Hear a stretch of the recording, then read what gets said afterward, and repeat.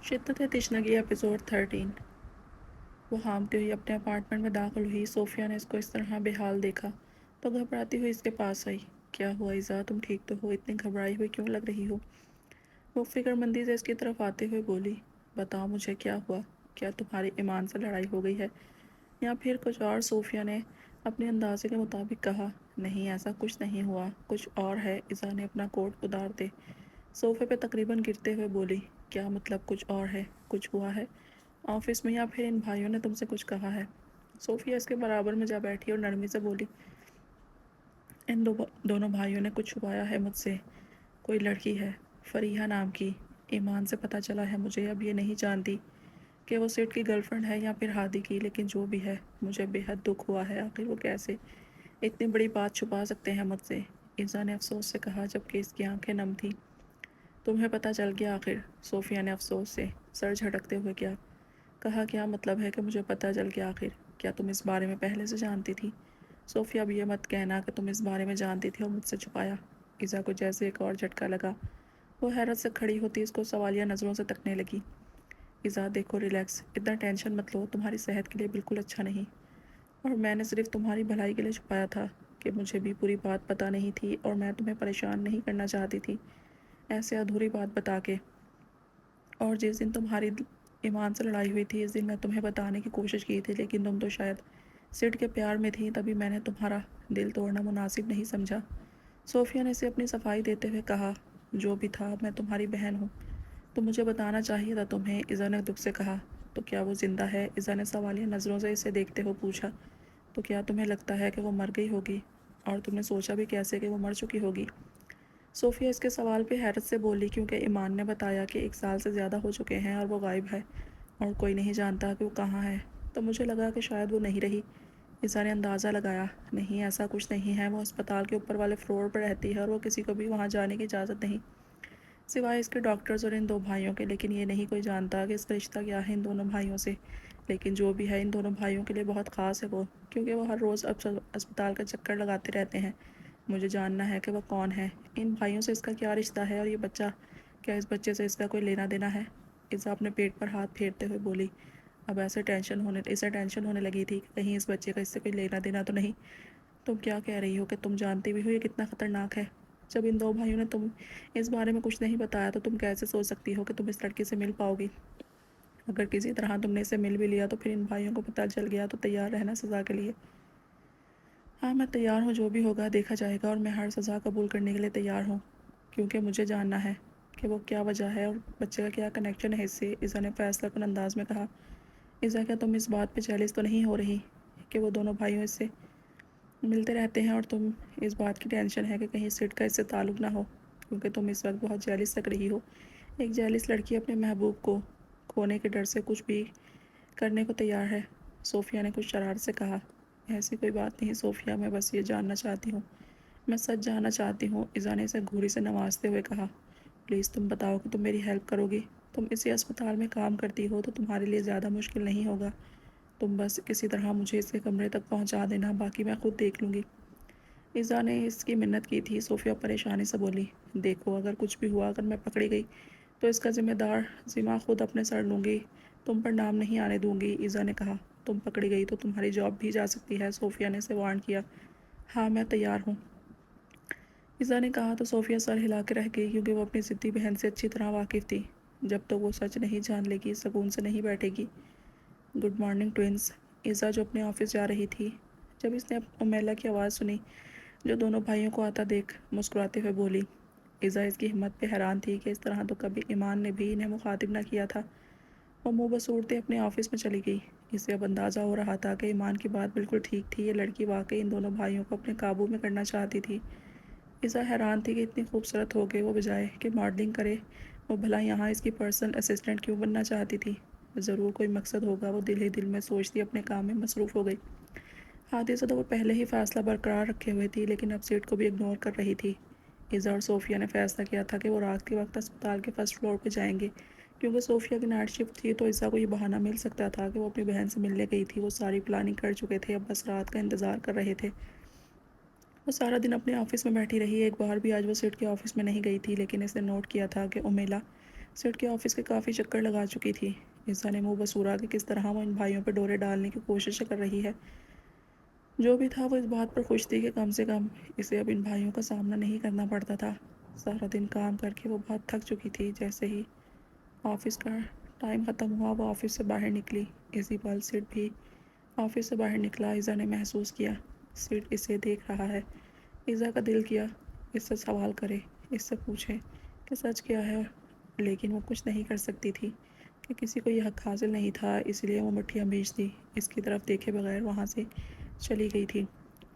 Set نے اچھی طرح سے اس کا جائزہ لیا تھا کہ وہ کس طرح منہ بناتے ہوئے گئی ہے، لیکن وہ سمجھ نہیں پایا تھا کہ وہ کس بات پہ اتنے نخرے دکھا رہی ہے۔ جب سے یہ پریگننٹ ہوئی ہے بہت نخرے دکھا رہی ہے۔ وہ کچھ سوچتے مسکراتے ہوئے کندھے اچکا کر واپس اپنے آفس میں چلا گیا۔ کیا تم تیار ہو؟ عزا کو صوفیہ کا میسج آیا۔ ہاں، اس نے جواب دیا۔ ٹھیک ہے، آ جاؤ۔ ابھی 2 گھنٹے کے لیے کوئی ڈاکٹر اس روم میں نہیں جائے گا۔ تم اچھے سے بات کر لو، تمہارے پاس یہی ٹائم ہوگا۔ ایک بار پھر سے تمہیں وارن کرنا چاہتی ہوں کہ تم پکڑی گئی تو میرا اس سے کوئی بھی تعلق نہیں ہے، کیونکہ میں اپنی جاب نہیں کھو سکتی، سمجھ آئی؟ صوفیہ نے اسے آخری بار وارن کیا۔ وہ اسے تسلی دیتی اپارٹمنٹ سے باہر نکلی۔ بلڈنگ کے باہر وہ چپکے سے ادھر ادھر دیکھتے خود کو کسی کی نظروں میں آنے سے بچاتے ہوئے اسپتال پہنچی تو سامنے ہی صوفیہ کھڑی اس کا ویٹ کر رہی تھی۔ اس طرف اور خیال رکھنا، زیادہ وقت نہیں ہے تمہارے پاس، صوفیہ نے اپنی منزل کی طرف اشارہ کرتے کہا۔ عزا دھڑکتے دل کو سنبھالتی لفٹ میں گئی اور فرسٹ فلور کا ویٹ کرنے لگی۔ اسے ابھی بھی ڈر ہی لگ رہا تھا کہ فریحہ نے شور مچایا یا اس سے بدتمیزی کی یا ان دونوں بھائیوں کو بلا لیا تو پھر کیا؟ پتہ نہیں وہ کیسی ہوگی اور وہ کیوں ہے، آخر کیا راز ہے، کہیں اس کا فیصلہ غلط نہ ہو۔ اگر فریحہ کی بات سن کر اس کا دل دکھا اور اس سے پچھتاوا ہوا تو پھر وہ کیا کرے گی؟ اس کے ذہن میں کئی سوال گھوم رہے تھے، لیکن جو بھی ہو اسے تو جانا ہی تھا، کیونکہ اسے کسی بھی حال میں سچ جاننا تھا۔ وہ انجام کی پرواہ کیے بغیر لفٹ سے باہر نکلتے سامنے نظر آتے ہی کمرے کی طرف بڑھی۔ اس نے اپنے دل پر ہاتھ رکھا، جیسے خود کو تسلی دی۔ وہ روم میں داخل ہو گئی۔ سامنے ہی بیڈ پہ بیٹھی ایک لڑکی کتاب پڑھنے میں مصروف تھی۔ اس کے ہاتھ پر ڈرپ لگی ہوئی تھی۔ وہ بے حد کمزور سی لگ رہی تھی، ایسے جیسے اس کی زندگی کے آخری دن چل رہے تھے۔ عزا کچھ حیران پریشان سے اس کی طرف بڑھی۔ تم یقیناً عزا ہو نا؟ فریحہ نے کتاب سائڈ پہ رکھتے ہلکے سے مسکراتے ہوئے کہا۔ آپ میرا نام جانتی ہیں؟ عزا کو حیرت ہوئی۔ ہاں، میں تمہارے بارے میں جانتی ہوں۔ ان کو کافی بار کہا میں نے کہ میں تمہیں لے آئیں میرے پاس، میں تم سے ملنا چاہتی ہوں، لیکن وہ دونوں بھائی ہر بار میری بات کو ٹال دیتے تھے یا بات بدل دیتے تھے۔ اچھا ہوا کہ تم خود آ گئی، ویسے بھی میں تم سے ملنا چاہتی تھی۔ آؤ بیٹھو۔ وہ دھیرے سے چلتی ہوئی بیڈ پر بیٹھ گئی۔ لیکن تمہارے دماغ میں کافی سارے سوالات ہوں گے جو تمہیں یہاں پر لے آئے ہیں، تم پوچھو کیا پوچھنا چاہتی ہو؟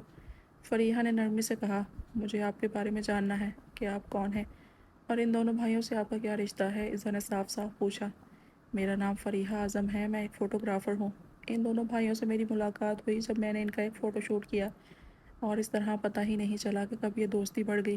ہادی اور میں ایک دوسرے سے محبت کرنے لگے تھے اور اس طرح ہمارا رشتہ مضبوط ہوتا گیا، اور ہادی اور میں اس رشتے کو لے کر کافی سیریس تھے اور وہ مجھ سے شادی بھی کرنا چاہتا تھا، لیکن ان کی مام کو یہ بات بالکل پسند نہیں تھی، کیونکہ میں یتیم تھی اور میرا اس دنیا میں کوئی نہیں تھا، اور ان کی مام اپنے بیٹوں کے لیے کوئی اپنی طرح کی ارب پتی لڑکی چاہتی تھی، لیکن ان بھائیوں نے کبھی مجھے اکیلا نہیں چھوڑا۔ اور ہادی، وہ تو مجھے ایک چھوٹے بچے کی طرح ٹریٹ کرتا تھا، لیکن جیسا سوچا تھا ویسا نہیں ہوا۔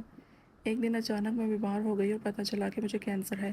میں نے یہ بات ان دونوں بھائیوں سے چھپائی۔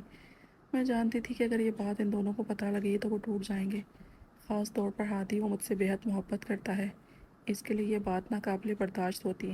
بس یہی سب سوچ کے میں نے اس سے یہ بات چھپائی تھی، اور بالکل ویسے ہی جیتی رہی جیسے کہ عام دنوں میں تھی، لیکن میں زیادہ دیر تک یہ بات نہیں چھپا سکی۔ جب ایک دن ان کے سامنے میں بے ہوش ہو گئی اور وہ مجھے ڈاکٹر کے پاس لے گئے اور ڈاکٹر نے انہیں سب بتا دیا، وہ مجھ سے کافی ناراض ہوئے اور ابھی تک ہیں۔ تب سے میں یہاں پر ہوں۔ میرا علاج کرانے کی بہت کوشش کی، لیکن بہت دیر ہو چکی تھی اور اب میرے پاس زیادہ دن بھی نہیں ہیں۔ وہ دونوں ابھی بھی مجھ سے کچھ ناراض ہیں، ظاہر نہیں کرتے، لیکن مجھ سے زیادہ انہیں تکلیف ہے۔ میرے سامنے وہ بالکل نارمل رہتے ہیں، ایسے جیسے مجھے خوش کرنے کی کوشش کر رہے ہوں، لیکن میں جانتی ہوں اندر ہی اندر وہ بے حد تکلیف میں ہے۔ ہاتھی کے لیے یہ سب بالکل قابل یقین نہیں تھا، اور ہونے کو کون ٹال سکتا ہے، شاید ایسا ہی ہونا تھا اور میرا اتنا ہی وقت تھا اس دنیا میں۔ فریحہ نے اسے سب کچھ بتایا۔ عزا کو بے حد دکھ ہوا کہ اس کے پاس زیادہ وقت نہیں ہے، لیکن وہ یہ جان کر کچھ پرسکون بھی ہوئی تھی کہ فریحہ ہادی کی گرل فرینڈ تھی، سٹ کی نہیں، اور اسے اب یہ بھی سمجھ آ رہا تھا کہ ہادی کیوں جیلس ہوتا تھا۔ آئی ایم سوری، مجھے دکھ ہے یہ سب جان کر۔ ایزا کو شرمندگی سے بولی، اسے سمجھ نہیں آ رہی تھی کہ وہ کیا کہے۔ اس نے ایسا کچھ تو بالکل نہیں سوچا تھا کہ فریحہ سے اسے یہ سب کچھ سننے کو ملے گا۔ تم نے یقیناً ان دونوں بھائیوں کو نہیں بتایا کہ تم یہاں پر ہو؟ فریحہ نے کہا تو ایزا سر ہلاتے ہولے سے مسکرائی۔ ہاں میں جانتی ہوں کہ میں نے کافی دفعہ کہا تھا کہ تم سے ملوائیں مجھے، لیکن انہوں نے ہمیشہ انکار ہی کیا۔ چلو اچھا ہے کہ تم خود آ گئی، اور میں چاہتی ہوں کہ تم روز مجھ سے ملنے آیا کرو۔ جیسے ابھی چھپ کے آئی ہو ویسے ہی آ جایا کرو، فکر نہیں کرو، کسی کو پتہ نہیں چلے گا، یہ بات ہمارے بیچ رہے گی۔ فریحہ نے اس کا ہاتھ تھامتے نرمی سے کہا۔ ایزا نے ہاں میں سر ہلایا۔ فریحہ کو دیکھ اسے دل ہی دل میں دکھ سا ہو رہا تھا، اور ہادی کے رویے کی سمجھ آ رہی تھی اب۔ مجھے ایک اور سوال پوچھنا تھا، ایزا نے کہا۔ میں جانتی ہوں تم اس بچے کے بارے میں جاننا چاہتی ہو، اس کی بات کا مطلب سمجھتے فریحہ نے کہا۔ ہاں ایسا ہی ہے، مجھے بس یہ جاننا ہے کہ وہ دونوں بھائی یہ بچہ کیوں چاہتے ہیں؟ ایزا نے سوال کیا۔ یہ میری آخری خواہش ہے، اسی لیے میں نے ہی ہادی سے کہا تھا۔ تبھی انہوں نے کسی لڑکی کی تلاش کی جو اس سب کے لیے تیار ہو، اور پھر تم مل گئی۔ میں چاہتی تھی میرے بعد ان کی زندگی میں کوئی خوشی کی وجہ ہو، اور ایک بچے کے علاوہ مجھے اور کچھ نہیں ملا تو میں ایسا تو کر نہیں سکتی تھی۔ تم دیکھ سکتی ہو میری حالت، اس لیے تمہیں چنا۔ یہ بچہ میرے جانے کے بعد ان کے جینے کی امید ہوگا، اور مجھے یقین ہے کہ اگر تم سیٹ کا دل جیتنے میں کامیاب ہو گئی تو وہ تم سے شادی کر لے گا، کیونکہ بیبی کے لیے ماما تو ضروری ہے نا۔ ماں کے بنا کیسے رہے گا بچہ؟ فریحہ کی بات سنتے ایزا کے گال بلش کرنے لگے۔ سید سے شادی ہونا، یہ تو ایک خواب جیسا تھا۔ کیا تمہارے سارے سوالوں کے جواب مل گئے ہیں، یا تم کچھ اور بھی پوچھنا چاہتی ہو؟ بے فکر ہو، جو بھی بات ہو تم کر سکتی ہو، کیونکہ یہ باتیں صرف ہمارے بیچ رہیں گی، ٹھیک ہے؟ میں دوبارہ آؤں گی، ایزا کھڑے ہوتے ہوئے بولی تو فریحہ نے سر ہلایا۔ وہ اسے بائے کہتی کمرے سے باہر چلی گئی۔ اس کے ذہن میں جتنے بھی سوال تھے اسے سارے جواب مل چکے تھے، فریحہ کے بارے میں، ان بھائیوں کے بارے میں، اور یہ بھی کہ بچہ فریحہ کی آخری خواہش پوری کرنے کے لیے کیا جا رہا تھا۔ اسے فریحہ کے لیے دکھ تھا اور ہادی کے لیے بھی افسوس، لیکن اس کا دل اب مطمئن تھا کہ سیٹ کا اس سب سے کوئی تعلق نہیں، اور شاید اسے اب امید تھی کہ سیٹ اس سے پیار کرنے لگی۔ وہ اپنے کمرے میں لیٹی چھت کو تکتے ہوئے سیٹ کے بارے میں سوچتی مسکرا رہی تھی۔ ایک بار پھر سے اس کا دل سیٹ کی طرف ہو چلا تھا، وہ پھر سے اس کے بارے میں سوچتی خوش ہو رہی تھی۔ ایزا تمہارے لیے پارسل آیا ہے، تمہارے کرش نے بھجوایا ہے۔ اسی پل صوفیہ دروازہ کھولتی اندر آتے شرارت سے بولی۔ ایزا سیدھی ہو بیٹھی، دیکھو کیا بھیجا ہے۔ صوفیہ نے اسے بیگ پکڑاتے کہا۔ تیار رہنا، شام میں پارٹی میں جانا ہے۔ میسج پڑھتے وہ آنکھیں میچ گئیں۔ سب کچھ نیا نیا سا لگ رہا تھا، ایسے جیسے سب پھر سے شروع ہوا تھا۔ ایزا اس بار سڈ اور وہ دونوں ساتھ تھے۔ اس نے موبائل سائڈ پر رکھا اور بیگ لیے ڈریسنگ روم میں چلی گئی تاکہ شام کے لیے تیاری کر سکے۔